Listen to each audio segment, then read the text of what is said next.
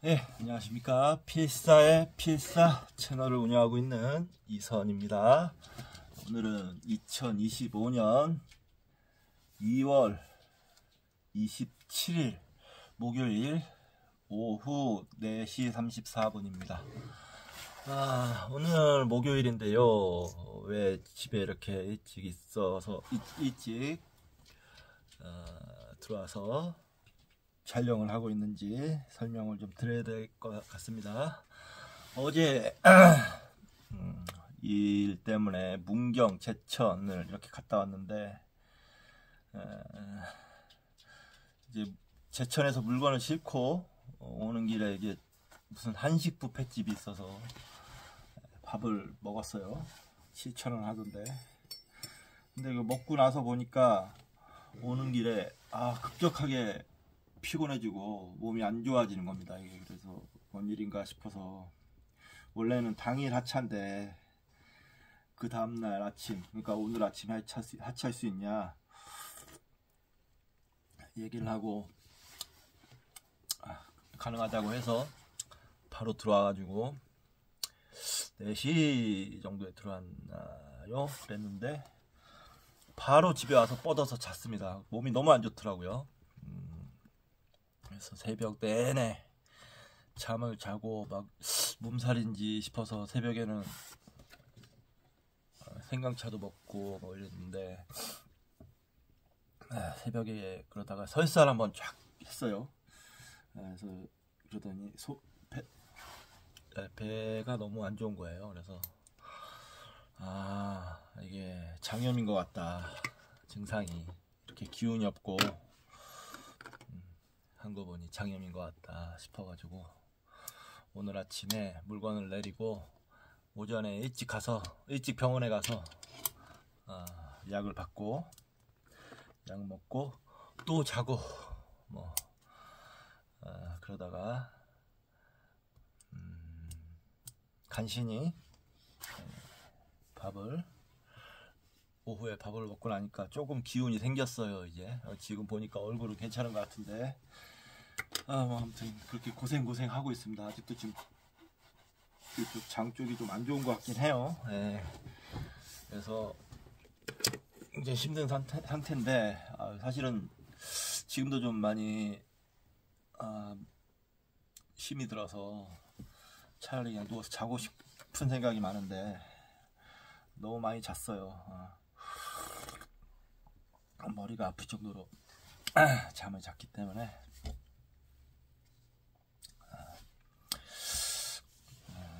공부를 좀 해야 되겠다 싶어서 자리에 앉았습니다. 오늘은 책을 또 몇 권 샀는데요. 소개해 드리도록 하겠습니다. 첫 번째는 시간은 흐르지 않는다 라는 책이에요. 물리학 책인데 이것도 굉장히 어려워 보이죠. 그 다음 두 번째, 이게 카를로 노벨리라는 분의 책이에요. 두 번째, 만약 시간이 존재하지 않는다면, 카를로 노벨리 지음. 이 시간이라는 건 과연 존재하는 것인지, 아니면 우리의 주관이 갖고 있는 착각인 것인지 궁금합니다. 근데 제가 물리학적인 지식이 많지 않아서 읽기 쉽진 않을 것 같아요. 그런데 아마 파란 곰인가 하시는 분인 것 같은데, 이 책을 선물로 주셨어요. 고맙게도 할아버지가 들려주는 우주 이야기. 구매 감사합니다. 함께 보시면 좋을 듯해서 같이 보내드립니다. 도움되시면 좋겠네요. 구매 만족 후기 한 줄은 제게 큰 응원의 힘이 됩니다. 뭐 이렇게 돼 있어요. 할아버지가 들려주는 우주 이야기. 뭐 잠깐 찾아봤는데, 뭐 15살 손녀에게 할아버지가 들려주는 우주와 물리학에 대한 이야기 같아요. 쉽게 쓰여진 것 같아서 한번 먼저 읽어볼만 할 것 같습니다. 잠깐 보고 읽어볼만 하다 싶으면 읽도록 하겠습니다.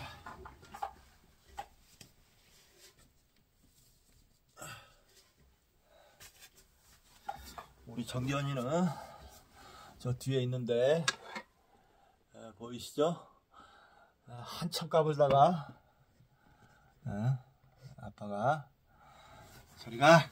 라고 한마디 했더니만 저리 가서 얌전히 있습니다. 지금 몸이 너무 안 좋아요.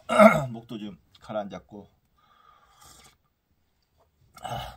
내일 모레 토요일날 영만 형님하고 송리산에 가기로 했는데 그 전까지 몸이 낫기 위해서 몸 관리를 잘해야 될 것 같습니다. 자, 오늘은 유전자 지배사회 마지막 장입니다. 이거를 오디오북으로 읽도록 하겠습니다.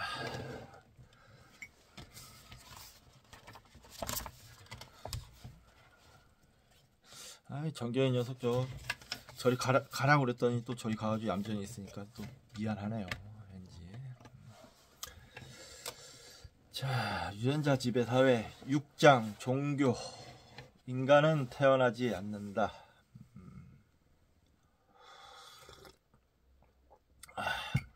무슨 뜻일까요? 자, 자연 숭배와 반자연 사상. 기독교, 이슬람교, 유대교는 구약 성서에 등장하는 아브라함이라는 인물의 그 기원을 두는 대표적인 종교들이다. 다른 종교들과 비교해 이들의 가장 큰 차별점은 유일신 창조주에 대한 신앙이다. 그러나 진화론의 과학적 위상이 점점 높아짐에 따라 창조 설화의 사회적 영향력은 급속하게 약해져 왔다. 다수의 기독교 신학자들을 비롯해 분별력을 가진 신앙인들이 그 대안으로 취하고 있는 입장은 창조주의 존재와 진화론을 동시에 인정하는 것이다. 쉽게 말해 창조주가 우주와 지구와 자연 환경을 조성하고 나아가 진화라는 자연 법칙을 통해 다양한 생명을 창조해 왔다는 것이다. 그러나 진화론이 드러낸 자연과 생명의 본래적인 속성과 그로 인해 나타난 결과들, 예를 들어 우주의 근본적인 불안정성, 수많은 생명체를 멸종시킨 적대적인 자연 환경, DNA에 발생하는 무작위적인 오류, 그리고 실패를 반복하는 복구 기능, 유전자의 무한한 이기성, 개체들 간에 벌어지는 무자비한 경쟁, 기만, 혐오, 착취와 탈취, 폭력과 전쟁, 그리고 모든 생명체가 생물학적으로 겪어야 하는 고통들 속에서 선하고 자비롭고 전지전능한 신의 손길을 찾는다는 것은 어불성설이다.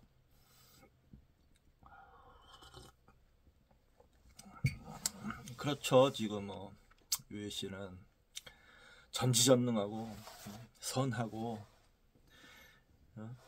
그렇기 때문에 악이라는 존재를 따로 설정해 놓지 않습니까? 악마? 천사가 타락해서 루시퍼 그런 식으로 악이라는 존재는 신의 전지전능하고 선한 절대적으로 선한 신의 속성이 아니다 그러면서 악을 따로 상정해 놓는데 사실은 이 진화론에서 드러난 자연과 생명의 본래적인 속성은 그렇지 않다는 거죠. 그런 선악의 개념을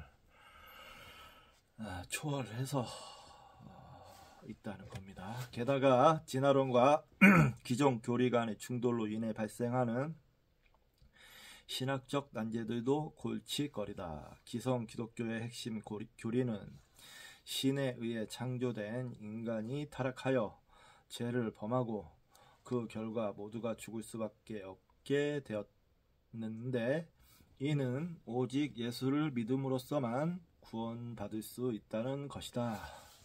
그러나 앞서 열거한 진화의 근본적인 속성과 그로 인한 결과들이 신에 의해 고안된 것이고, 따라서 이를 죄와 벌이라고 부를 수 없다면 도대체 기독교에서 죄와 벌이라고 할 수 있는 것은 무엇인가? 또한 지난 장에서 깊이 논의했듯이 죽음이란 유전자들이 이 혹독한 자연 환경에서 번식을 유지하기 위해 불가피하게 선택한 진화 기제로서 사실상 모든 생명체에게 닥친 비극이다. 다시 말해 인간의 죄가 죽음을 초래한 것이 아니라 무수히 많은 생명의 죽음 위에 인간이 도래한 것이다. 이러한 이유만으로도 진화론과 창조주 교리를 모두 인정하는 것은 불가능해 보인다. 기존의 교리를 포기할 수 없다면 진화론이 드러낸 과학적 사실들을 거부하는 길밖에 없는데 이것은 현실을 부정하는 것과 다름없다. 이러한 종교는 현실 세계와는 아무 상관없이 그저 허구의 가상세계에서 자기들끼리 벌이는 천국 잔치일 뿐이다. 그렇죠. 사람은 근데 모두 자기 꿈을 꾸면서 살고 있는 겁니다. 그렇게 말할 수도 있어요. 모두 자기 꿈에서 살고 있는 거예요.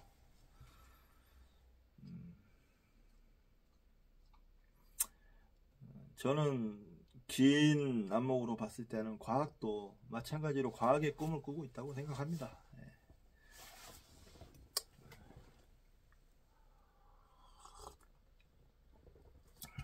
종교인들도 종교의 꿈을 꾸고 있는 것이고, 그게 또는 존재의 한계일 수도 있다고 생각해요. 죽음이라는 거, 이런 거 좀 더 생각해 볼 그런 문제가 있지만 일단 넘어가겠습니다. 하지만 구약 성서의 창세기가 창조 설화를 통해 인류의 사생에 미친 진정한 영향은 다른 측면에서 찾을 수 있다. 성서학자들은 성서를 해석할 때 본문이 쓰인 당시의 1차 독자들에게 주어지는 의미를 파악하는 것이 중요하다고 강조한다. 지난 4장에서 종교의 진화적 기원에 대해 논의한 바와 같이 자연에 대한 과학적 지식이 없던 인류의 선조들에게 자연은 두렵고 신비로운 신성한 존재였다. 창세기의 저자와 1차 독자들이 살던 고대 사회 역시 자연 숭배와 점성술적 세계관이 판치던 곳으로서 그곳에서 인간은 자연의 지배를 받는 존재에 불과했다.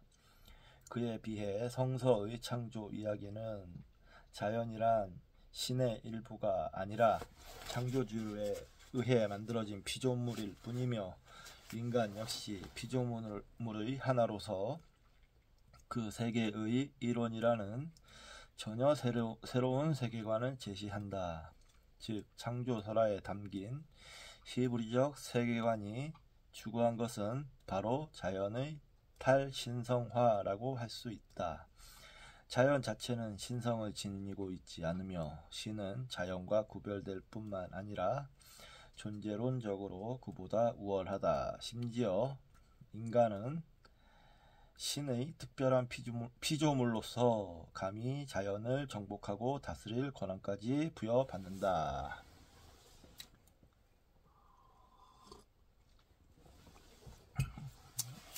이게 기독교의 문제 중에 하나죠. 자연은 인간이 얼마든지 다스릴 수 있는, 정복하고 다스릴 수 있는 존재이기 때문에 뭐 자연 파괴라든지 이런 문제가 벌어지고 있습니다. 근데 그 문제가 이제 더불어 사는 세상이기 때문에 다른 많은 사람들에게 문제가 또 다른 문제를 유발할 수 있기 때문에 그런 건 이제 합리적으로 조절해야 할 필요가 있습니다. 하나님이 그들에게 복을 주시며 그들에게 이르시되 생육하고 번성하여 땅에 충만하라. 땅을 정복하라. 바다의 물고기와 하늘의 새와 땅에 움직이는 모든 생물을 다스리라 하시니라.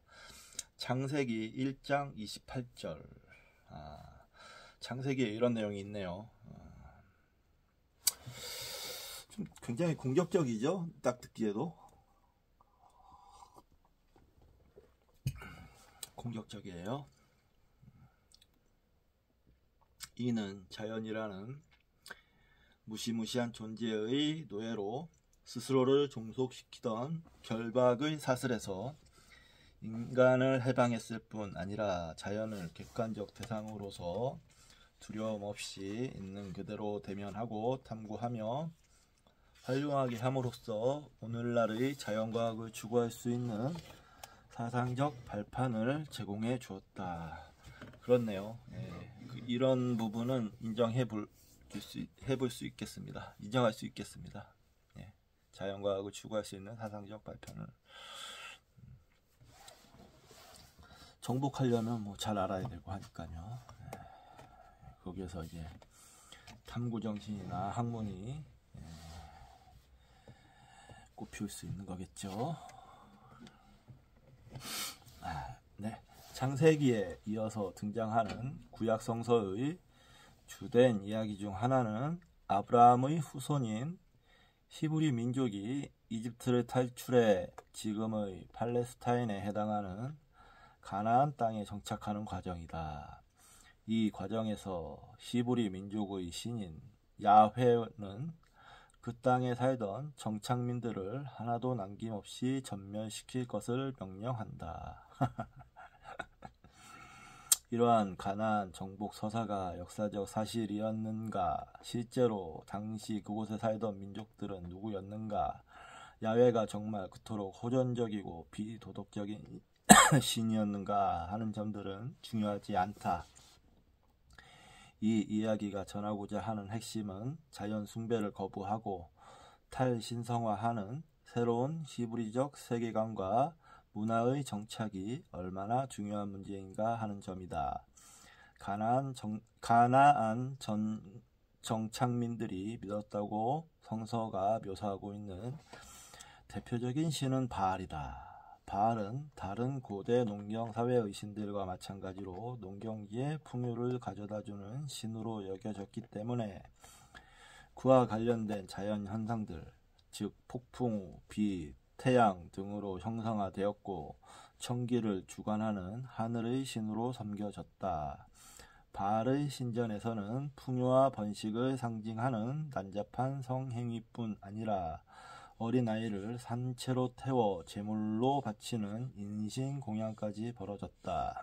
한마디로 히브리 민족이 깨끗하게 전멸시켜야 했던 것은 생존과 번식이라는 진화적 욕구와 자연에 대한 두려움을 달래기 위해 약자들을 희생시켜가며 이루어진 자연 숭배의 문화였던 것이다. 이 치열한 세계관 전쟁에서 바알이라는 무시무시한 자연의 신에 맞서기 위해서는 자연보다 위대한 창조주인 야훼에 대한 신앙이 필수적이었을 것이다.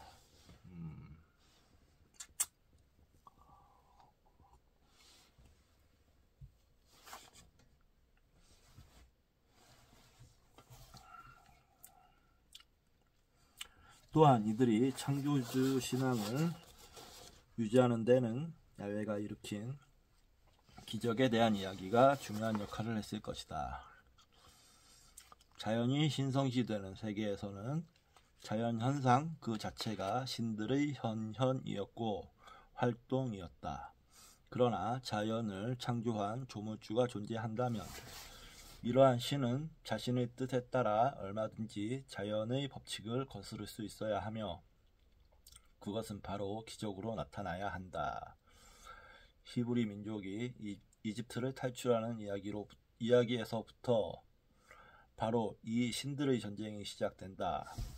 나일강이 피로 변하고 엄청난 수로 번식한 개구리, 파리, 메뚜기 따위가 온 나라를 덮치고 이집트의 가축들에게만 선택적으로 전염병이 돌고 우박이 쏟아지고 3일 동안 해가 가려져 흑암이 세상을 뒤덮는다.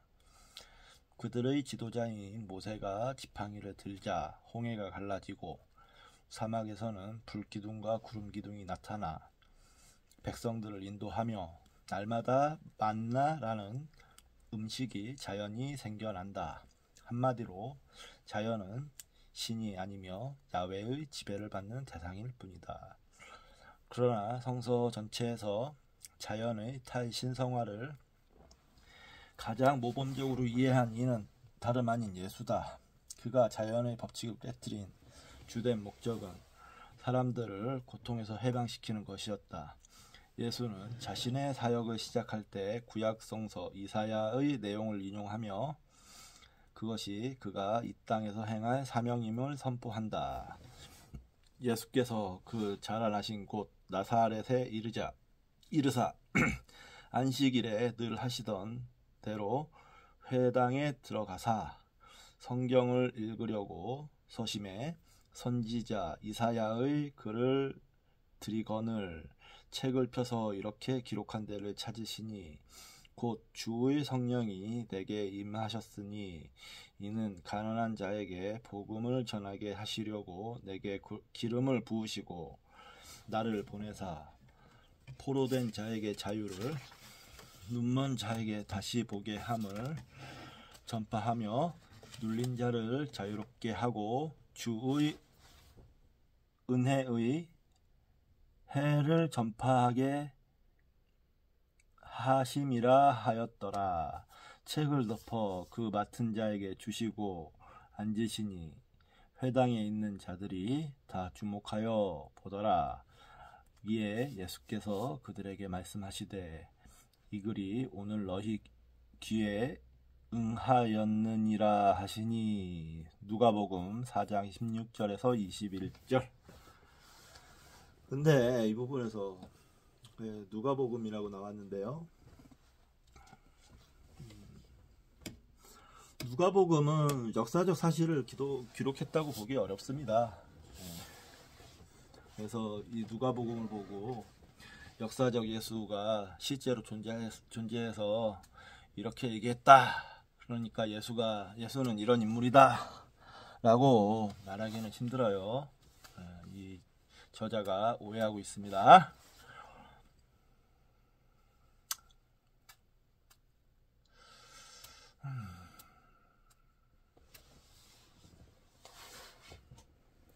예나 지금이나 종교인들은 신약 성서에 기록된 예수가 일으킨 기적들을 그의 신성에 대한 근거로 받아들이고 싶어 한다.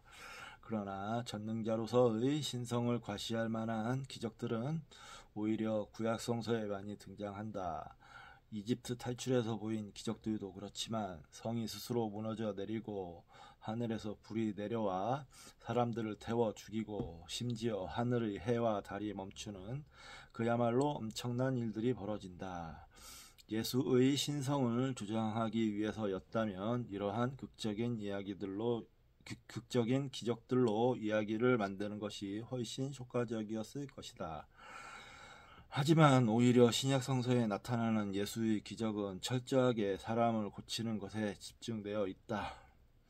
남녀노소 다양한 계층의 사람들이 여러 종류의 질병이나 장애로부터 치유되고 해방된다. 치유가 아닌 다른 기적으로는 물을 포도주로 변화시킨 것, 폭풍을 가라앉히고 바다 위를 걸어간 것, 적은 양의 음식을 기증받아 몇천 명의 군중을 먹인 것 정도인데 이 기적들 역시 능력의 과시가 아니라 사람들의 필요를 채워주는 차원에서 행해진 것이었다. 특히 요한복음 9장에 소개되는 선천적인 시각장애인의 치료 이야기는 인상적이다. 예수께서 길을 가실 때 날때부터 맹인이 된 사람을 보신지라. 제자들이 물어 이르되 라삐여, 이 사람이 맹인이 된 것이 누구의 죄로 인함이니까? 자기니까 그의 부모니까? 예수께서 대답하시되 이 사람이나 그 부모의 죄로 인한 것이 아니라 그에게서 하나님이 하시는 일을 나타내고자 하심이라. 때가 아직 낮음에 나를 보내신 이의 일을 우리가 하여야 하리라. 밤이 오리니 그때는 아무도 일할 수 없느니라. 내가 세상에 있는 동안에는 세상의 빛이로라. 이 말씀을 하시고 땅에 침을 뱉어 진흙을 이겨 그의 눈에 바르시고 이르시되 실로암 못에 가서 씻으라 하시니 이에 가서 씻고 밝은 눈으로 왔더라. 이웃 사람들과 전에 그가 거린 것을 보았던 사람들이 이르되 이는 앉아서 구걸하던 자가 아니냐? 어떤 사람은 그 사람이라 하며 어떤 사람은 아니라 그와 비슷하다 하거늘 자기 말은 내가 그라 하니 그들이 묻되 그러면 내 눈이 어떻게 떠졌느냐? 대답하되 예수라 하는 그 사람이 진흙을 이겨 내 눈을 바르고 나더러 실로암에 가서 씻으라 하기에 가서 씻었더니 보게 되었노라. 그들이 이르되 그가 어디에 있느냐? 이르되 알지 못하노라 하니라. 그들이 전에 맹인이었던 사람을 데리고 바리새인들에게 갔더라. 예수께서 진흙을 이겨 눈을 뜨게 하신 날은 안식일이라. 그러므로 바리새인들도 그가 어떻게 보게 되었는지를 물으니 이르되 그 사람이 진흙을 내 눈에 바르매 내가 씻고 보나이다 하니 바리새인 중에 어떤 사람은 말하되 이 사람이 안식일을 지키지 아니하니 하나님께로부터 온 자가 아니라 하며 어떤 사람은 말하되 죄인으로서 어떻게 이러한 표적을 행하겠느냐 하며 그들 중에 분쟁이 있었더니. 요한복음 9장 1절에서 16절. 이거 또 얘기를 해드릴 게 있다면 마가, 누가, 또 그 다음에 이렇게 사복음서가 있는데 이 요한복음은 나중에 1세기가 지나서 아마 편찬된 것으로 설립된 것으로 추정이 되는 경전이에요. 복음서예요. 그렇기 때문에 역사적 예수와는 더더욱 거리가 먼 그런 이야기인데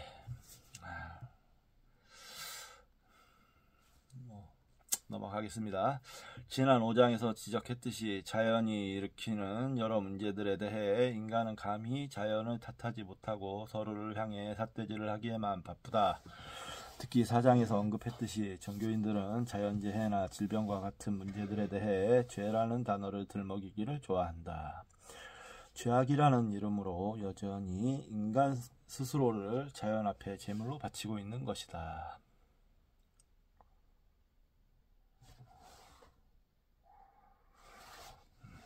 앞서 인용한 요한복음 9장에서도 예수의 제자들은 사람이 가지고 태어난 장애에 대해 이미 그 원인이 죄라고 단정짓고 그것이 누구의 죄인지 묻는다. 그러나 예수는 그것이 누구의 죄 때문도 아니며 하나님이 하시는 일을 나타내는 것이 중요하다고 답한다. 그리고 바로 그 일을 스스로 행한다. 그런데 공교롭게도 그날은 유대교에서 중요하게 지키는 안식일이었고 당시의 기성 종교인들은 안식일에 사람을 고친 것은 하나님의 일이 아니라고 비난하기에 이른다. 그런 비난을 무릅쓰고 예수는 사람을 고쳤다. 오늘날 많은 종교인들은 왜 더 이상 치유의 기적이 일어나지 않는지 궁금해한다. 하지만 예수가 신의 대리인으로서 이 땅에서 하나님이 하시는 일을 행한 것은 우리 인간들이 질병에서 해방되기를 원한다는 신의 뜻을 보여준 것이지, 인류의 역사 내내 우리를 따라다니며 기적을 베풀어 주겠다는 것은 아닐 것이다.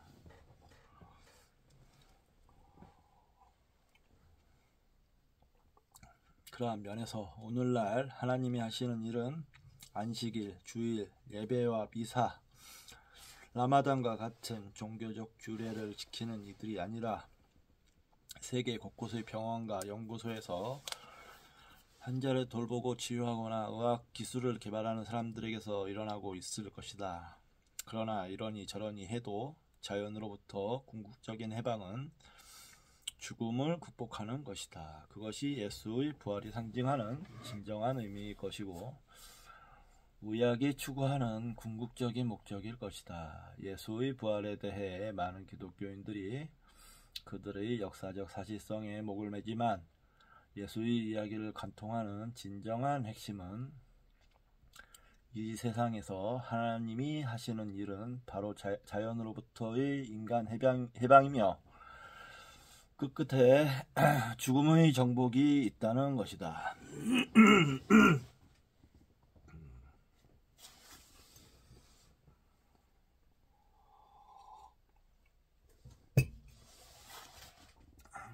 이 부분은 동의할 수 있을 것 같습니다.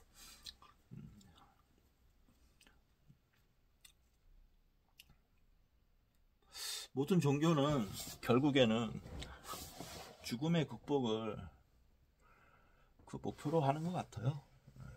불교도 그렇고 기독교도 그렇고 다 그런 것 같습니다. 근데 뭐 이렇게 단언할 수는 없고 좀 더 연구가 필요한 부분입니다. 예. 더 공부하겠습니다.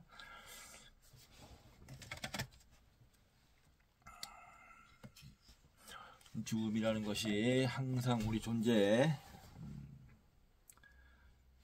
큰 뭐랄까 큰 한계 상황, 문제 상황으로 있기에 이 세상은 참 의미가 있는 것 같습니다.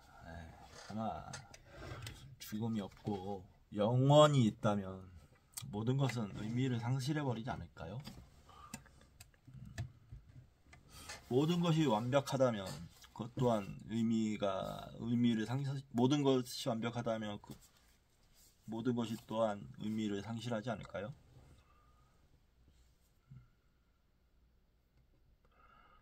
그렇게 생각합니다.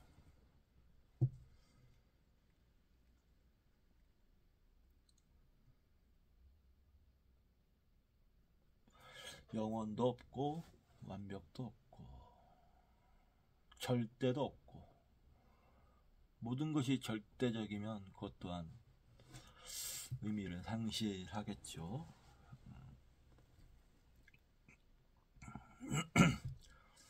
그렇게 봤을 때 절대, 영원, 완벽한 신이라는 건 의미가 없는 존재가 되지 않을까요? 그렇게 한번 생각해 봅니다. 잠시 쉬었다가 하도록 하겠습니다. 정전아, 아이고. 정전아.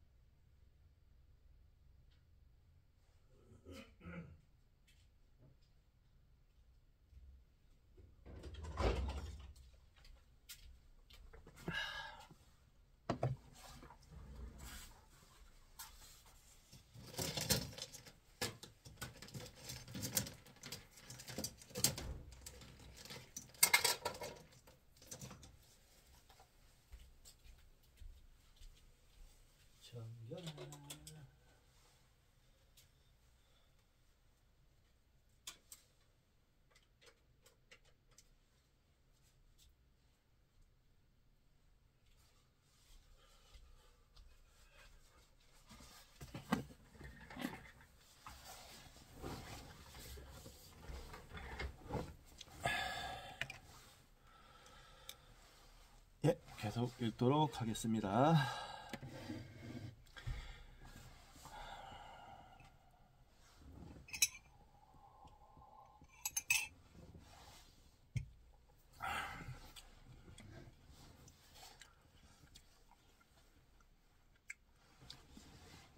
인간 본능이라는 작은 자연.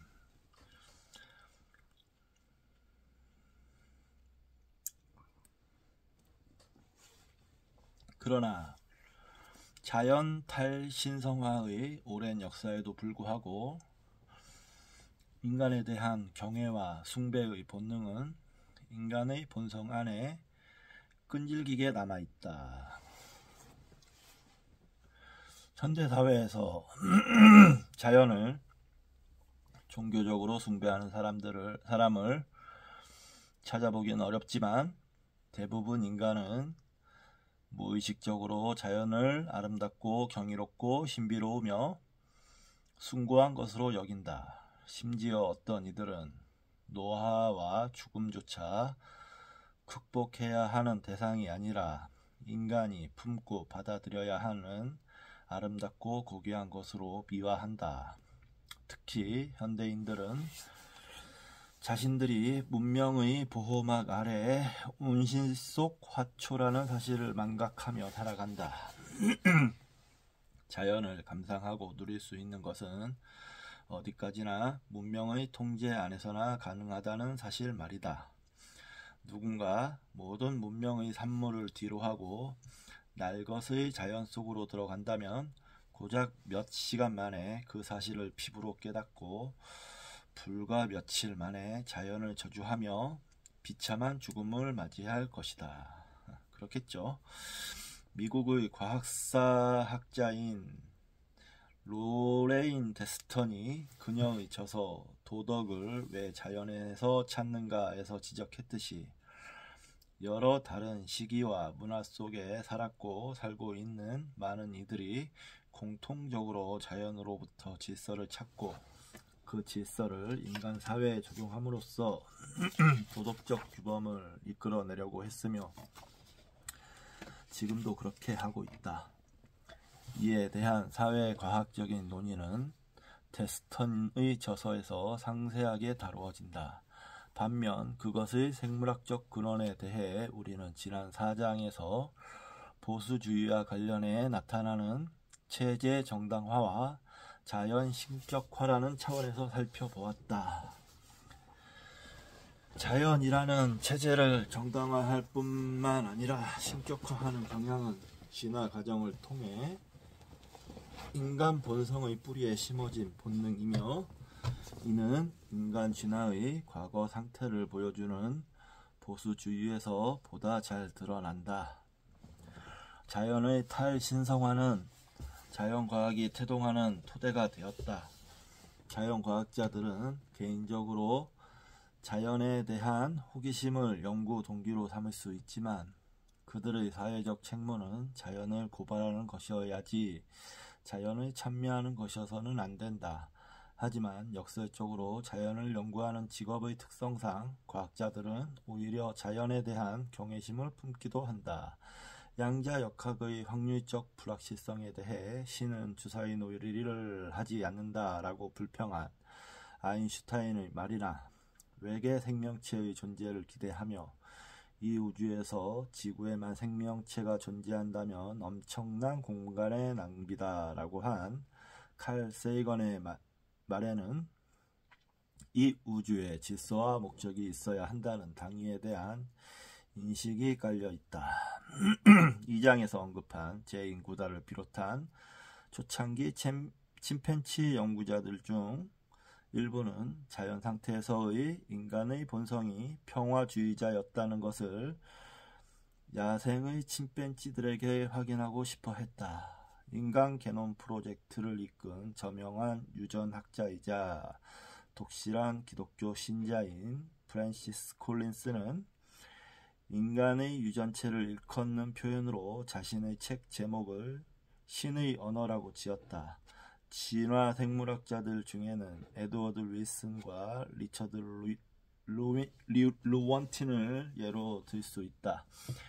에드워드 윌슨이 출간한 사회생물학은 윌리엄 해밀턴의 포괄적합도 개념에 기반해 모든 사회 행동을 유전자의 작용으로 설명하는 사회생물학의 기초가 되었는데, 이는 시민단체들과 손잡고 반대 운동을 펼친 것 이에 시민단체들과 손잡고 반대 운동을 펼친 것이 리처드 루원틴이다. 과학자가 과학이론에 대해 반대하는 사회운동을 벌인다는 점이 고개를 갸웃하게 하는데, 그만큼 루원틴도 자연현상이 인간 윤리의 기준이 된다는 사고방식에 사로잡혀 있었던 것이다. 이 장에서 논의했듯이 인종 문제에 대해서도 루원틴은 인종이 아예 생물학적으로 정의되지 않는다는 입장을 취했는데, 이건 역시 같은 맥락이다. 그런데 그로부터 35년 뒤인 2010년 윌슨 역시 두 명의 다른 저자와 함께 포괄적합도 이론을 부정하는 논문을 발표했다. 이 파장으로 네이처에는 무려 130여 명의 진화 생물학자들이 저자로 참여한 논문을 비롯해 총 5편의 반박 논문이 실리기도 했다.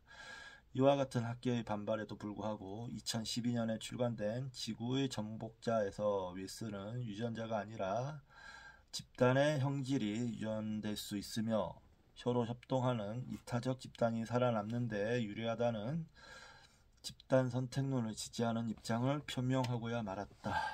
개미와 같은 사회성 동물들을 오랜 기간 연구하면서 자연으로부터 이타적인 행동에 대한 모범을 찾고자 하는 충동을 끝내 떨쳐내지 못한 것으로 보인다. 과학자들뿐만 아니라 일반 대중도 과학이 밝혀내는 자연의 질서와 원리를 인간이 따라야 할 규범으로 착각하는 경향이 있다. 이에 대한 가장 나쁜 예가 나치의 우생학의 이론적 토대를 마련한 허버트 스펜서의 사회다원주의다. 당시 영국은 한창 제국주의적 팽창을 하고 있던 상황이었기에 영국과 같은 적자 국가가 도태되어야 하는 미개한 민족들을 식민지로 삼는 것은 자연의 순리라는 관념이 쉽게 받아들여졌다. 마찬가지로 한 국가 안에서도 사회적으로 불리한 위치에 있는 사람들은 자연스럽게 도태되는 것이 순리라는 생각 역시 진화론적 관점에서 설득력을 얻었다. 심지어 지금 한국 사회에서도 위안부와 강제징용을 비롯한 제국주의 일본의 지배를 정당화하는 삐뚤어진 생각을 가진 이들이 있지 않은가. 실제로 다윈의 이론이 사회 진화론에 일종의 탄탄한 생물학적 기초를 제공해 준다고 생각한 세간의 오해가 진화론의 인기를 높이는데 한몫을 한 것이 사실이다. 그러나 말할 것도 없이 사회 진화론은 자연주의적 오류의 대표적 사례 중 하나다. 자연주의적 오류라는 용어를 만들어낸 사람은 조지 에드워드 무어이며, 그는 자연적 속성과 윤리적 속성이 별개라는 차원에서 자연주의적 오류를 정의했다. 하지만 오늘날에는 보통 그가 정의한 것과는 약간 다른 의미, 즉 어떤 사실로부터 부당하게 당위를 이끌어내는 것을 의미하기 위해 쓰인다. 데이비드 흉이 그런 오류를 비판한 적이 있는데, 그는 그렇다, 존재한다 또는 그렇지 않다, 존재하지 않는다 등의 명제로부터 그래야 한다, 마땅하다 또는 그래서는 안 된다, 마땅하지 않다 등의 가치 명제를 도출할 수 없다는 점을 지적했다. 이 장에서 논의한 인종 문제를 다루는 방식도 한 가지 예가 된다. 리처드 루원틴이 취한 방식, 즉 인종차별에 대한 대응으로서 아예 인종을 생물학적으로 존재하지 않는 개념으로 보고자 하는 것은 자연의 인종은 존재하지 않으므로 사실명제, 우리도 인종을 구분하는 것은 마땅하지 않다. 가치명제는 논리에 기대는 것이다. 진화론을 과학적 사실로 받아들이면서도 사실과 당위를 구별하고 자연주의적 오류를 극복해야 함을 명확하게 인지한 대표적인 이가 토머스 헉슬리이다. 그는 진화론에 반대하는 이들과 격한 논쟁을 감수하면서까지 다윈의 이론을 널리 알리고 발전시키고자 하면서도 자연에는 도덕적 목적이 없으며 도덕은 철저히 인간이 만들어낸 것이라고 주장했다. 진보적이며 개방적인 사고를 지닌 헉슬리는 제도적으로 사회를 개선하고 올바른 윤리를 확립해야 함을 설파했고 실제로도 정치 제도의 개선, 과학교육의 발전 등을 위해 사회 여러 방면에서 활발히 활동했다. 헉슬리는 그의 죽음을 2해 앞두고 옥스퍼드 대학교 강연에서 사회의 윤리적 진보는 우주의 과정을 모방함으로써 얻어지는 것이 아닙니다. 우주의 과정으로부터 도피함으로써 얻어지는 것은 더군다나 아닙니다. 윤리적 진보란 우주의 과정과 싸워가면서 얻어내는 것입니다. 라고 역설했다. 자연이 그러하므로 우리도 그래야 한다가 아니라 자연이 그럼에도 불구하고 한 발 더 나아가 자연이 그러하므로 오히려 우리는 그러지 않아야 한다가 되어야 한다는 것이다. 즉 자연은 우리의 모범이 아니라 반면교사다. 다시 한번 인종주의를 예로 들자면 자연에는 인종 간의 차이와 그로 인한 차별이 존재하므로 오히려 우리는 인종에 따른 차별을 행하지 않아야 한다.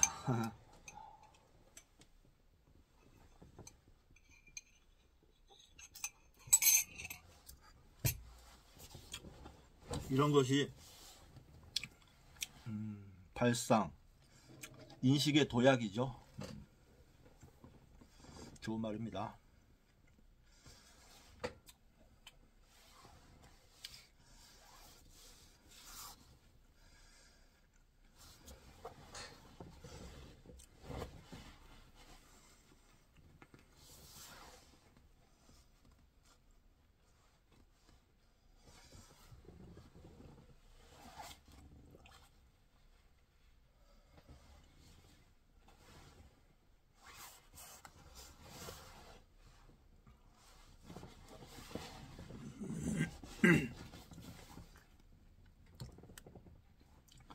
그런데 최근 기후위기가 중요한 문제로 대두되면서 앞서 인용한 창세기 1장 28의 정복 명령은 인간의 환경 착취와 생태계 파괴를 정당화하는 독소적 구절이라는 비판을 받는다. 이는 심각하게 고려해야 하는 정당한 비판이다. 하지만 극단적 생태주의는 인간을 중심으로 환경 문제를 해결하고자 하는 것이 아니라 인간의 생존보다 자연의 생태를 우선시하며 자연과 생태계의 회복을 위해 인간을 사라져야 하는 존재로 묘사한다. 하지만 인간 없는 자연이 과연 무슨 의미가 있을까? 20세기를 대표하는 신학자인 카를 바르트는 하나님 없는 인간은 있을 수 있으나 인간 없는 하나님은 있을 수 없다 라고 했다. 그래요? 대단한 말을 했습니다.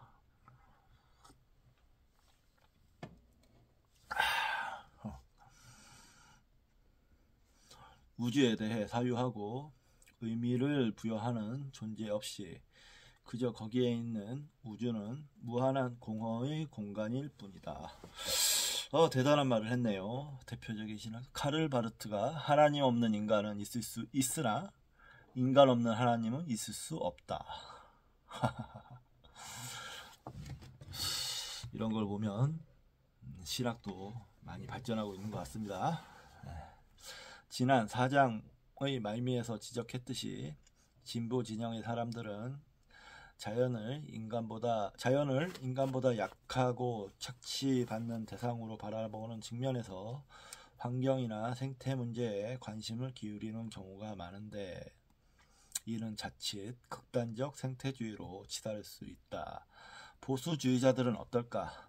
유대인을 혐오해 수백만 명을 학살한 아돌프 히틀러는 채식주의자이자 굉장한 애견인으로서 최초의 현대적인 동물보호법을 만들기까지 한 인물이다. 이 동물보호법이 동물을 이용한 생체 실험을 금지했다는 사실은 나치가 자행한 인체 실험을 더욱 끔찍한 범죄로 만든다.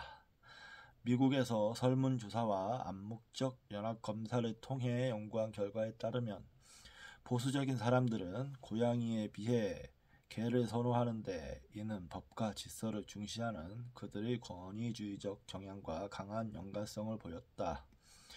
지시를 잘 따르는 애완견에 대한 개인적인 정서의 확장으로서 동물 복지에 대한 보수주의자들의 관심을 설명할 수 있을 것이다. 어느 쪽 진영의 동기이든 환경과 생태계에 대한 관심과 염려가 인간 혐오나 자연 앞의 굴복으로 이어지는 것은 옳지 않다. 또한 과학기술을 통해 영생을 추구하는 트랜스 휴머니즘에 대해서도 생각해 볼 필요가 있다. 성서가 예수의 부활을 통해 죽음에서의 해방에 대해 이야기하고 있다면 이를 믿는 이들은 트랜스 휴머니즘을 전적으로 지지해야 할까? 이러한 비판과 질문들에 대해 우리가 맞서야 하는 자연에 인간의 본성도 포함되어 있다는 점에 주목해야 한다. 5장에서 설명한 바와 같이 유전자는 자연에 굴복했고 인간은 유전자에 굴복하며 살고 있다. 성서가 자연을 개척하고 정복하라고 말할 때 거기에는 자연에 적응한 인간의 진화적 본성도 반드시 포함되어야 할 것이다.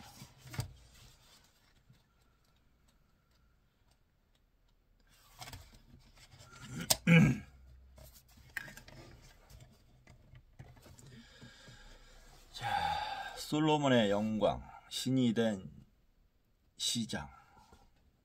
이제부터 살펴보겠지만 성서는 자연의 개척보다는 인간의 본성에 대해 훨씬 더 많은 이야기를 하고 있고 특히 그 점에서 반진화적인 사상의 결정체처럼 보이기까지 한다.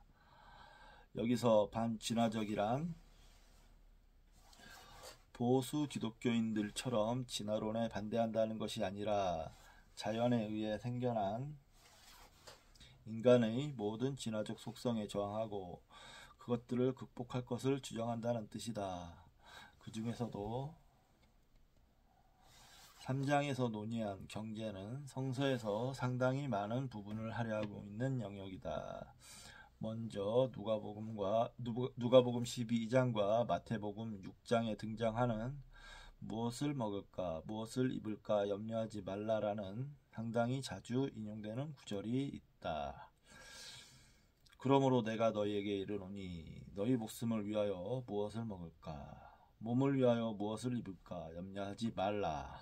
목숨이 음식보다 중하고 몸이 의복보다 중하니라. 까마귀를 생각하라. 심지도 까마귀를 생각하라. 심지도 아니하고 거두지도 아니하며 골방도 없고 창고도 없으되 하나님이 기르시나니 너희는 새보다 얼마나 더 귀하냐. 또 너희 중에 누가 염려함으로 그 키를 한 자라도 더할 수 있느냐. 그런즉 가장 작은 일도 하지 못하면서 어찌 다른 일들을 염려하느냐. 백합화를 생각하여 보라. 실도 만들지 않고 짜지도 아니하니라. 그러나 내가 너희에게 말하노니 솔로몬의 모든 영광으로도 입은 것이 이 꽃 하나만큼 훌륭하지 못하느니라. 오늘 있다가 내일 아궁이에 던져지는 들풀도 하나님이 이렇게 입히시거든. 하물며 너희일까 보냐. 믿음이 작은 자들아, 너희는 무엇을 먹을까 무엇을 마실까 구하지 말며 근심하지도 말라. 이 모든 것은 세상 백성들이 구하는 것이라. 너희 아버지께서는 이런 것이 너희에게 있어야 할 것을 아시느니라. 다만 너희는 그의 나라를 구하라. 그리하면 이런 것들을 너희에게 더하시리라. 적은 무리야, 무서워 말라. 너희 아버지께서 그 나라를 너희에게 주시기를 기뻐하시느니라. 너희 소유를 팔아 구제하여 낡아지지 아니하는 배낭을 만들라. 곧 하늘에 둔 바 다함이 없는 보물이니 거기는 도둑도 가까이 하는 일이 없고 좀도 먹는 일이 없느니라. 너희 보물 있는 곳에는 너희 마음도 있느니라. 누가복음 12장 22절에서 34절. 비유적 표현을 담고 있는 예수의 이 가르침은 마치 가난한 자들을 위한 위로의 말처럼 들린다. 까마귀나 백합화 같은 자연을 돌보는 창조주에 대한 신앙을 붙들고 신의 돌봄을 믿고 안심하라고 초청하는 것처럼 보인다. 그러나 인류의 역사를 통틀어 심지어 예수의 가르침 이후로도 2000여 년간 굶주리고 헐벗은 이들이 수없이 많다는 사실을 상기한다면 이러한 위로는 그다지 미덥지 않다. 오히려 이 말의 진정한 의미는 뒷부분에 명확히 나타나 있다. 바로 너희 소유를 팔아 구제하라 라는 것이다. 다시 말해 이 가르침은 굶주림과 헐벗음에 직면한 자들을 향한 것이 아니라 재물을 소유한 자들을 향한 것으로서 스스로를 위해 먹고 마시고 입을 것을 염려하지 말고 가난한 자들을 돌보라는 것이다. 또한 누가복음과 마태복음 모두에서 해당 본문은 그러므로 내가 너희에게 이르노니 라고 시작된다. 즉 이 가르침을 시작하는 동기가 이 앞부분에 있다는 것이다. 그런데 두 복음서 모두 그 앞부분은 바로 자물을 쌓아두는 것에 대한 이야기다. 3장에서 말했듯이 생물학적 인간의 한계 효용은 절대 체감하지 않는데 인간의 그러한 모습은 여기에서 볼 수 있다. 또 비유로 그들에게 말하여 이르시되 한 부자가 그 밭에 소출이 풍성함에 심중에 생각하여 이르되 내가 곡식을 쌓아둘 곳이 없으니 어찌할까 하고 또 이르되 내가 이렇게 하리라. 내 곡간을 헐고 더 크게 짓고 내 모든 곡식과 물건을 거기에 쌓아두리라. 또 내가 내 영혼에게 이르되 영혼아 여러 해 쓸 물건을 많이 쌓아두었으니 평안히 쉬고 먹고 마시고 즐거워하자 하리라. 하되 하나님은 이르시되 어리석은 자여 오늘 밤에 내 영혼을 도로 찾으리니 그러면 내 준비한 것이 누구의 것이 되겠느냐 하셨으니 자기를 위하여 재물을 쌓아두고 하나님께 대하여 부여하지 못한 자가 이와 같으니라. 누가복음 16절에서 21절. 재물을 쌓을 만큼 부유한 이들이 무엇을 먹고 마시고 입을지 염려하는 이유는 무엇인가? 우리는 3장에서 베블론의 유한계급론까지 거론하며 왜 대대로 인간 사회에서 과시적 소비가 횡행해 왔는지를 진화론적 관점에서 논의했다. 오늘날 SNS에 부지런히 사진을 찍어 올리는 현대인들을 보면 어느 고급 식당이나 카페에서 무엇을 먹고 마시며 어느 휴양지에서 어떤 옷을 입고 휴가를 즐기며 어떤 차를 타고 어떤 집에 살며 어떤 귀금속을 하며 어떤 성공한 사람이나 유명인을 만나야 나의 재력과 성취와 사회적 지위를 보여줄 수 있을까 고민하게 만드는 유전자들의 활동을 엿볼 수 있다. 예수는 먹고 입는 것만이 아니라 사회적 지위로 허세를 부리는 것에 대해서도 다음과 같은 말을 남겼다.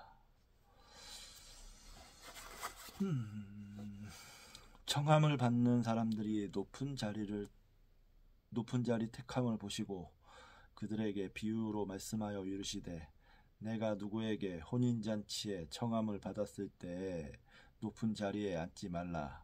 그렇지 않으면 너보다 더 높은 사람이 청함을 받는 경우에 너와 그를 청한 자가 와서 너더러 이 사람에게 자리를 내주라 하리니 그때 내가 부끄러워 끝자리로 가게 되리라. 청함을 받았을 때에 차라리 가서 끝자리에 앉아라. 그러면 너를 청한 자가 와서 너더러 보시오 올라 앉으라 하리니 그때 함께 앉은 모든 사람 앞에서 영광이 있으리라. 무릇 자기를 높이는 자는 낮아지고 자기를 낮추는 자는 높아지리라. 누가복음 14장 7절에서 11절. 예수가 인간의 가시 행위에 대한 비유로 사용한 표현이 솔로몬의 모든 영광인데 그는 히브리 민족의 역사에서 가장 부유했다고 알려진 왕 솔로몬의 화려한 치장이 백합꽃 하나보다 못하다고 말한다. 3장에서 언급한 것처럼 생물학적 개체들은 경제학적 가치를 생산하지 못한다. 까마귀가 심지도 거두지도 못하며 백합화가 실을 만들거나 짜지도 못함은 당연한데 그럼에도 창조주 신앙에 따르면 신은 이들을 보살피고 기른다. 사실상 이 구절은 경제학적 가치를 생산하지 못하는 무력한 이들도 보살핌 받을 만한 가치가 있다는 것을 듣는 이들이 가지고 있던 창조주 신앙의 호소에 전달하고 있는 것이다. 즉 예수가 목숨이 음식보다 중하고 몸이 의복보다 중하니라 라고 했을 때 이는 가난한 이들의 목숨이 과실을 위해 먹는 너희의 음식보다 중하고 가난한 이들의 몸이 과실을 위해 입는 너희의 의복보다 중하다는 뜻이었다. 그러나 예수의 입을 빌려 전달되는 성서의 가치관은 개인적 실천을 다루는 차원에서 끝나지 않고 사회가 만들어낸 경제체제를 향한다. 종교인들은 성서를 자신들의 교리 혹은 입맛에 맞게 해석하고는 한다. 너무나 분명한 과학적 오류들에도 불구하고 창세기는 문자 그대로 받아들이기를 고수하면서도 자신들을 불편하게 하는 가르침은 변형해 해석한다. 대표적인 것이 예수가 달란트를 사용해 천국을 묘사한 대목이다. 천국은 마치 어떤 사람이 타국에 갈 때 그 종들을 불러 자기 소유를 맡김과 같으니 각각 그 재능대로 한 사람에게는 금 5달란트를, 한 사람에게는 2달란트를, 한 사람에게는 1달란트를 주고 떠났더니 5달란트를 받은 자는 바로 가서 그곳으로 장사하여 또 5달란트를 남기고 2달란트를 받은 자도 그와 같이 하여 또 2달란트를 남겼으되 1달란트를 받은 자는 가서 땅을 파고 그 주인의 돈을 감추어 두었더니 오랜 후에 그 종들의 주인이 돌아와 그들과 결산할세 5달란트 받았던 자는 5달란트를 더 가지고 와서 이르되 주인이여 내게 5달란트를 주셨는데 보소서 내가 또 5달란트를 남겼나이다. 그 주인이 이르되 잘하였도다 착하고 충성된 종아 내가 적은 일에 충성하였음에 내가 많은 것을 내게 맡기리니 내 주인의 즐거움에 참여할지어다 하고 2달란트 받았던 자도 와서 이르되 주인이여 내게 2달란트를 주셨는데 보소서 내가 또 2달란트를 남겼나이다. 그 주인이 이르되 잘하였도다 착하고 충성된 종아 내가 적은 일에 충성하였음에 내가 많은 것을 내게 맡기리니 내 주인의 즐거움에 참여할지어다 하고 1달란트를 받았던 자는 와서 이르되 주인이여 당신은 굳은 사람이라 심지 않은 데서 거두고 해치지 않은 데서 모으는 줄을 내가 알았으므로 두려워하여 나가서 당신의 달란트를 땅에 감추어 두었었나이다. 보소서 당신의 것을 가지셨나이다. 그 주인이 대답하여 이르되 악하고 게으른 종아 나는 심지 않은 데서 거두고 해치지 않은 데서 모으는 줄로 내가 알았느냐. 그러면 내가 마땅히 내 돈을 취리하는 자들에게 맡겼다가 내가 돌아와서 내 원금과 이자를 받게 하였을 것이니라 하고 그에게서 그 1달란트를 빼앗아 10달란트를 가진 자에게 주라. 무릇 있는 자는 받아 풍족하게 되고 없는 자는 그 있는 것까지 뺏기리라. 이 무익한 종을 바깥 어두운 데로 내쫓으라. 거기서 슬피 울며 이를 갈리라 하니라. 뭐야 이거? 달란트는 당시의 화폐 단위로서 예수는 분명히 돈에 대해 이야기하고 있음에도 종교인들은 이것을 신이 부여한 재능을 성실하게 사용할 것에 대한 난해한 교훈으로 왜곡시켰다. 천국은 마치로 시작하는 천국에 대한 이 비유에서 가장 논란이 되는 부분은 바로 세 번째 종의 행위와 그에 대한 주인의 반응이다. 앞의 두 사람과 달리 이 세 번째 종은 자신이 받은 달란트를 땅에 묻어두었다가 고스란히 주인에게 바치면서 당신은 심지 않은 데서 거두는 분인 줄 알았다고 변명한다. 그러자 주인은 그 달란트마저 빼앗고 지옥을 연상시키는 바깥 어두운 데로 그를 내쫓으며 이가 갈릴 만큼 슬피 울게 될 것이라고 저주를 퍼붓는다. 여기서 달란트를 재능으로 해석하면 단순히 재능을 사용하지 않는 게으름에 대한 신의 처벌이 지나치게 가혹할 뿐만 아니라 심지 않은 데서 거두는 줄 알았다는 표현이나 돈을 추리하는 자들에게나 맡겨 이자라도 만들어내지 그랬느냐는 구종의 의미가 논리적으로 전혀 맞지 않는다. 그러나 돈에 대한 많은 이야기와 경고를 담고 있는 성서의 전체적인 맥락을 고려하고 굳이 화폐 단위를 천국을 비유하는 데 사용한 예수의 의도를 살린다면 처음 두 사람은 자신이 부여받은 자본을 사업에 투자하고 노동을 통해 가치를 만들어낸 반면 문제의 세 번째 종은 그 돈으로 땅을 사두고 불로소득을 기대하며 아무것도 하지 않은 것이다. 성서는 고리대금에 대해서도 매우 비판적이지만 예수의 이 이야기에서 지대 착취는 그보다도 더 악질적인 행위로서 심각한 저주의 대상이다. 하버드 대학교에서 종교학을 가르쳤던 신학자 하비 콕스는 신이 된 시장에서 현대의 자본주의가 시장을 어떻게 신과 같은 존재로 만들었는지를 비판한다. 이렇게 자본주의 시장을 신 혹은 주인으로 섬기는 이 세상에서는 심지 않은 데서 거두는 원리가 실제로 작동해 땅에 돈을 묻어두기만 해도 정말로 이득이 발생한다. 그러나 3장에서 자세히 논했듯이 이것은 누군가로부터 착취한 가치일 뿐이지 생산된 가치가 아니다. 애덤 스미스는 국부론에서 나라의 토지가 모두 사유재산이 되자마자 지주들은 씨를 뿌리지 않는 곳에서 거두기를 좋아하고 심지어 자연 산물에 대해서조차도 지대를 요구한다.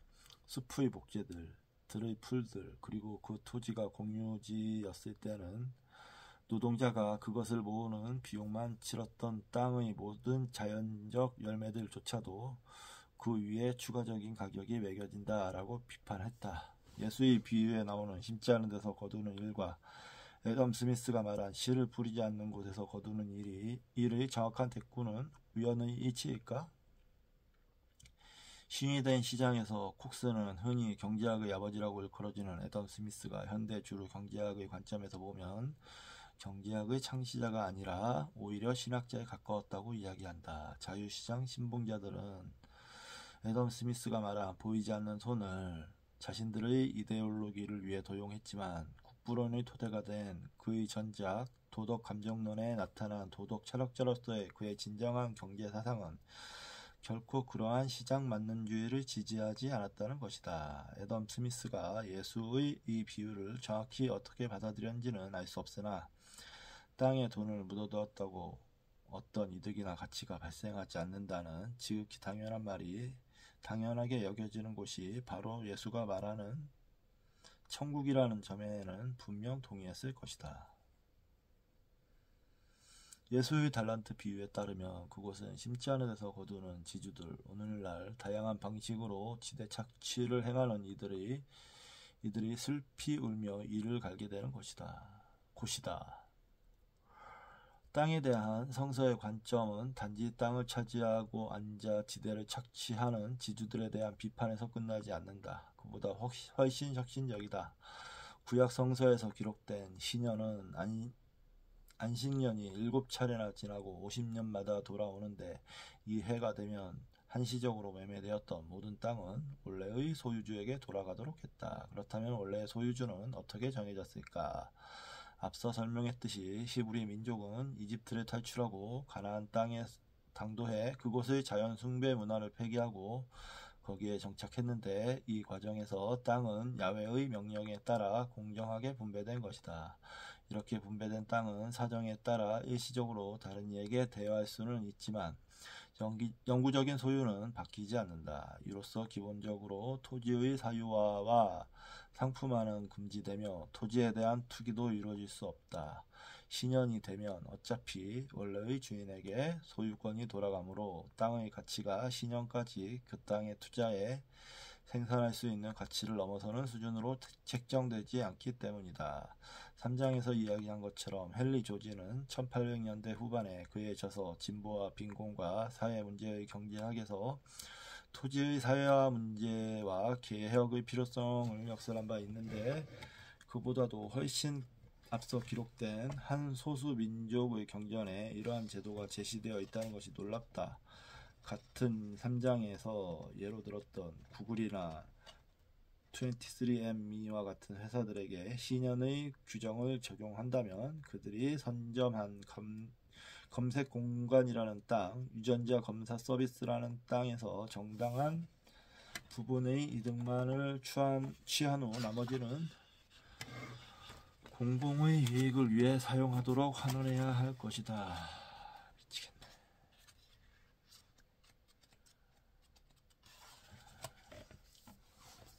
23andMe의 경우에는 정당한 이득은 개인 고객에서만 받은 유전자 검사 서비스의 비용으로 한정되어야 한다. 제약사에 넘긴 데이터의 가치는 유전자 정보 자체에서 나온 것이지 이를 단순히 취합한 데서 나온 것이 아니기 때문이다.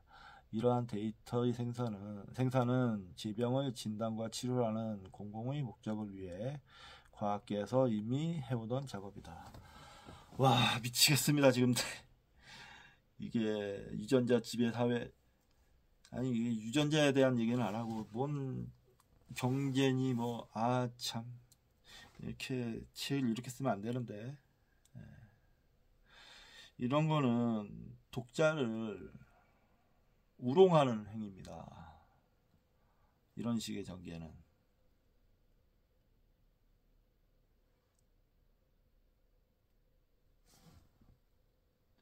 관객 모독이에요. 참.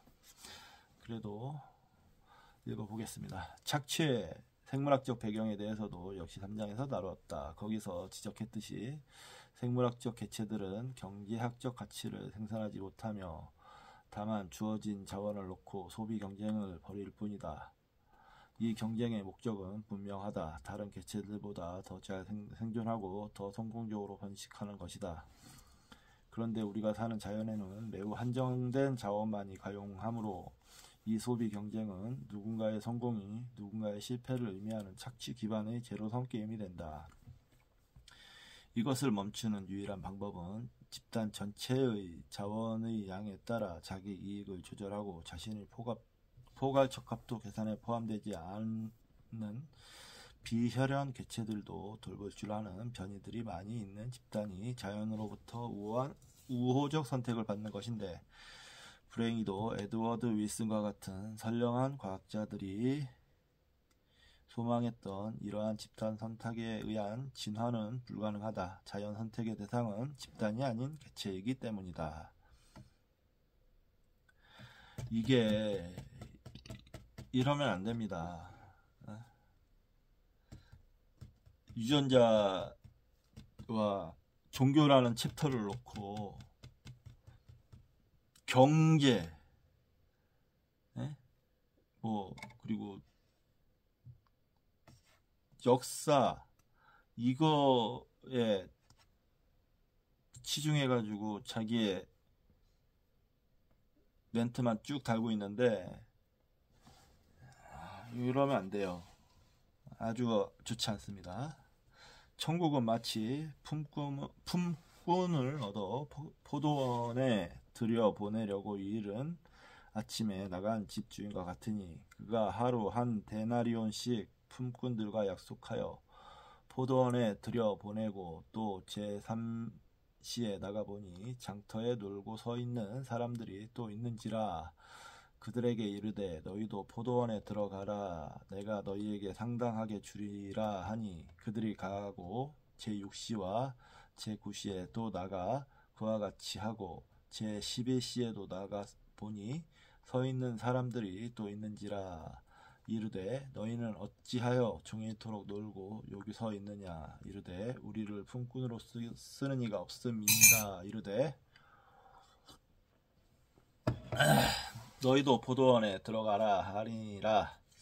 저물매 포도원 주인이 청지기에게 이르되 품꾼들을 불러 나중에 온 자로부터 시작하여 먼저 온 자까지 삭을 주라 하니 제11시에 온 자들이 와서 한 데나리온씩 받거늘 먼저 온 자들이 와서 더 받을 줄 알았더니 그들도 한 데나리온씩 받은지라. 받은 후 집주인을 원망하여 이르되 나중 온 이들은 1시간밖에 일하지 아니하였거늘 그들을 종일 수고하며 더위를 견딘 우리와 같게 하였나이다. 주인이 그중 한 사람에게 대답하여 이르되 친구여 내게 잘못한 것이 없노라. 내가 내게 잘못한 것이 없노라. 내가 나와 한 데나리온의 약속을 하지 아니하였느냐. 내 것이나 가지고 가라. 나중에 온 이 사람들에게 너와 같이 주는 것이 내 뜻이니라. 내 것을 가지고 내 뜻대로 할 것 아니냐. 내가 선함으로 내가 악하게 보느냐. 이와 같이 나중된 자로서 먼저 되고 먼저 된 자로서 나중 되리라. 대마복음 20장 1절에서 16절. 뭐야 이게. 참나. 이거 갑질이죠. 이거는 주인의 갑질입니다. 이 비유에서 포도원 주인은 몇 차례에 걸쳐 장터에 나가 일꾼을 고용해 그들에게 일을 시키는데 여기서 논란이 되는 부분은 아침 일찍부터 일한 이들이나 심지어 해가 저물 때나 되어 고용된 품꾼들에게까지 모두 똑같이 한 데나리온이라는 품삯이 지급되었다는 점이다. 당연히 자신들이 품삯을 더 받을 줄 알았던 자들이 포도원 주인을 원망하기 시작하는데 이 상황이 공정하지 않다고 생각하는 것이 보통 인간의 자연스러운 반응일 것이다. 그런데 왜 어떤 이들은 일찍부터 고용되어 일을 시작해 많은 포도를 수확할 수 있었던 반면 어떤 이들, 즉 포도원 주인이 어찌하여 종일토록 놀고 여기 서 있느냐라고 물었던 이들은 뒤늦게서야 일을 시작하게 된 것일까? 우리가 흔히 가난한 사람들은 게으르기 때문에 가난하다라고 생각하는 것처럼 이들은 그저 그곳에서 놀고 있었을까? 포도원 주인의 질문에 대한 그들의 대답에 그 열쇠가 있다. 우리를 품꾼으로 쓰는 이가 없음이니이다. 다시 말해 신체 건강하고 젊은 일꾼들은 아침 일찍부터 고용되었지만 기력이 쇠한 늙은이들이나 몸이 건강해 보이지 않는 이들은 누구도 일꾼으로 쓰려 하지 않았기에 애타는 심정으로 해가 저물도록 그곳에서 서성이고 있었던 것이다. 그러므로 예수가 전하고자 한 천국이란 바로 사람들이 생산해내는 가치가 단순히 양적인 개념이 아니라 공정의 개념으로 지급되는 것이다. 이렇게 갖다 붙이기 시작하면 뭔 해석을 못하겠습니까?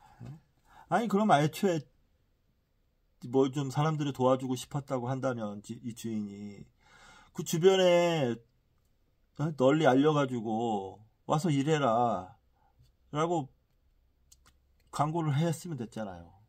뭐 근데 몇 시에 찾아다니고 몇 시에 찾아다니고 이럴 필요가 뭐가 있어요. 바보지. 이렇게 설명하는 것처럼 갖다 붙이면 얼마든지 뭐 이렇게 좋게도 갖다 붙이고 나쁘게도 갖다 붙일 수 있는 거예요. 이딴 식의 해석은 의미가 없습니다. 이런 얘기를 자꾸 써놓고 이 책이 중간엔 좋았는데 이 말기에 종교에서 자기가 제대로 알지 못하는 부분을 억지로 갖다 붙이기 시작하니까 이 내용이 막 산으로 가고 그러는데요. 이런 걸 가장 조심해야 되는 겁니다. 학자들은 자기가 모르는 부분을 아예 손을 대지 말든지, 이건 전혀 주제와 연관도 안 되고 이때까지 쭉 유지해왔던 유전자의 사회적 그 양상이나 나타내는 표현 같은 게 하나도 드러내 보이지 않고 무슨 성경 얘기하고 그 해석만 쭉 되고 있잖아요. 이게 무슨 관객 모독입니까? 이게 독자 모독입니까? 이게 아주 안 좋은 거예요. 이거는 우리는 생물학적으로 우리에게 유전자에 대한 소유권이 없다는 점, 경제학적으로도 유전자가 부여하는 재능 혹은 생산 능력에 대한 소유권을 주장할 수 없다는 점을 명확히 했다. 그리고 뛰어난 재능의 소유자라고 해도 평범한 사람과 동등한 몫을 벌어들이는 것이 공정하다는 푸르동의 주장도 살펴보았다. 마르크스적 잉여 가치와는 다른 타고난 재능에 의해 추가 생산되는 비교 우위적 잉여 가치가 특권으로 가장된 일종의 착취라는 점에서도 논의했다. 이러한 관점으로 포도원의 비유를 다시 보면 아침 일찍 일을 시작했는데도 같은 임금을 받았다고 비평하는 일꾼들에게서 사회의 한 단면, 특히 본인이 처한 입장에서의 편협하고 단편적인 시각만으로 공정을 외치는 요즘 일부 젊은이들의 모습이 떠오른다. 이게 뭡니까?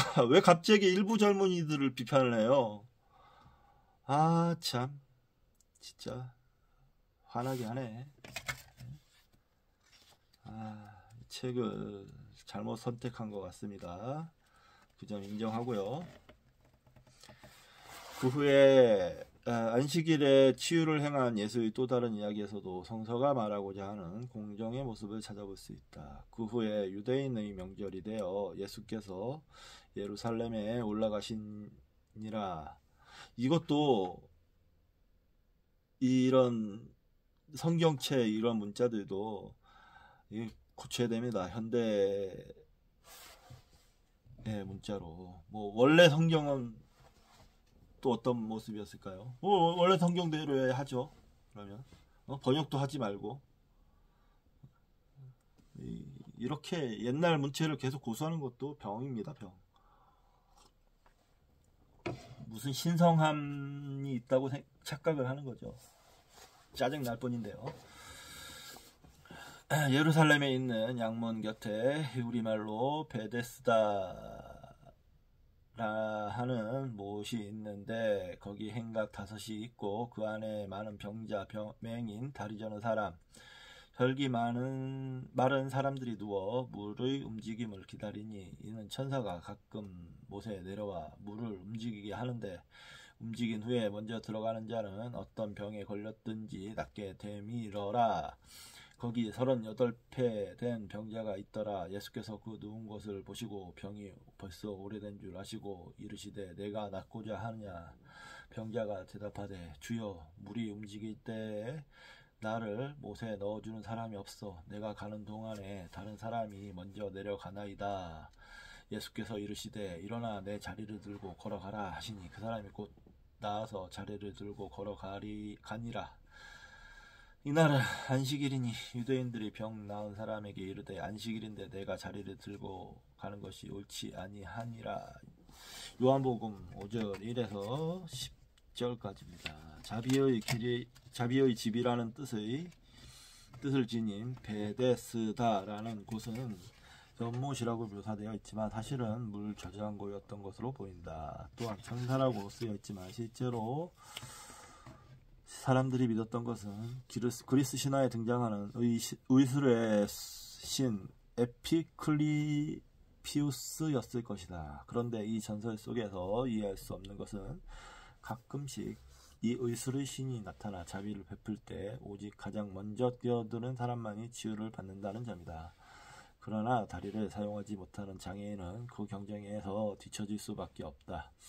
오늘날에는 신비의 연못에 빠르게 뛰어드는 물리적 능력이 아니라 약값을 지불할 수 있는 경제적 능력을 지닌 이들이 다른 이들보다 우선적으로 치료를 받고 있다. 5장에서 언급한 바와 같이 유전자 치료나 면역 항암 치료와 같은 여러 첨단 기술이 개발되고 있지만 이러한 혜택을 받으려면 수억 원을 지불할 수 있는 경제적 능력이 필요하다. 인간들이 믿은 신화 속 신조차도 경쟁에서 이긴 승자의 편을 들어주는 이 현실에서 예수는 이러한 경쟁에서 가장 뒤처진 이를 특별히 치료하는 자비를 베푼 것이다. 이것이 성서가 말하는 공정의 실현이다. 아니 이게 계속 반복해서 말하지만 주제랑 왜 상관없는 얘기를 자꾸 하는지 모르겠어요. 그리고 해석이 뛰어나지도 않습니다. 저 종교적인 관점에서 봤을 때 종교적인 이 사람의 베이스가 없기 때문에 이러한 해석은 그냥 사상 누각이에요. 네? 참 무슨 생각으로 이 마지막 장을 썼는지 진짜 참 답답하네요. 참 이 작가의 실체가 이 마지막 장에서 드러나고 있는 것 같아요. 뭔가 좀 그래놓고서 여기에 보면 뭐 무슨 상 받은 것처럼 이렇게 월계관 이프를 해가지고 카이스트 뇌과학자 정재승 교수 추천, 경희대 물리학과 김상욱 교수 추천, 뭐 이런 식으로 마케팅을 해놨는데요. 제가 이런 거에 빠진 제가 바보입니다. 또 이런 책을 추천한 갈릴레오 무슨 의도가 있는지 알릴레오 국스 무슨 의도가 있어서 이 책을 추천했는지도 의문스럽고요. 참 여러모로 화가 나. 이 책이 읽다가 화가 나는 게 참 오랜만인데 네. 일단은 조금밖에 안 남았어요. 이제 조금밖에 안 남았으니까 이거 마저 읽고 이 책 그냥 끝내버리도록 하겠습니다. 참. 예, 다음 시간에 뵙겠습니다.